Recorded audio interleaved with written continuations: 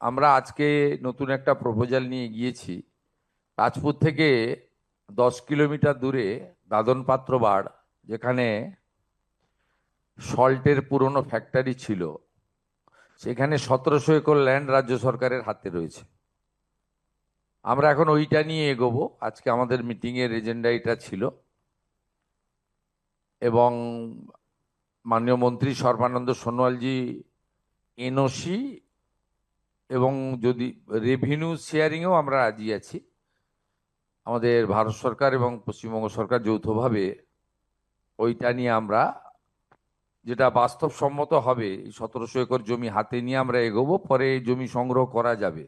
তো প্রাথমিকভাবে এটা আমরা আজকের এখানে সিদ্ধান্ত নিয়েছি। মাননীয় মন্ত্রী সর্বানন্দ সোনোয়ালজি এবং শান্তনু ঠাকুরজিকে আমরা ধন্যবাদ জানাবো যে তারা অতি দ্রুততার সঙ্গে, এই সরকারের এখনো 1 বছর 1 মাস হয়নি, 9 তারিখে 1 মাস পূর্ণ হবে, তার মধ্যেই তারা বিশেষভাবে মাননীয় প্রধানমন্ত্রীর নির্দেশে আমাদের অনেকগুলি বিষয়ে তারা সমাধান করেছেন। কলকাতা পোর্ট এলাকাতে জমি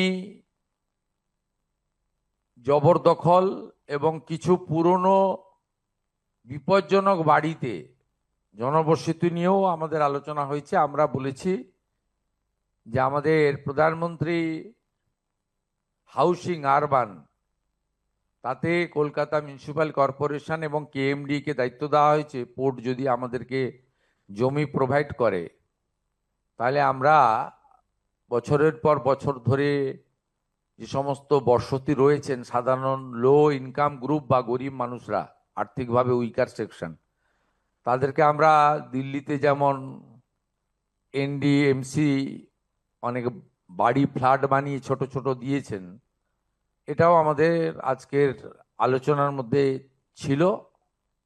আর একটি অ্যাডমিনিস্ট্রেটিভ মেজার আমার দিক থেকে ঘোষণা হয়েছে।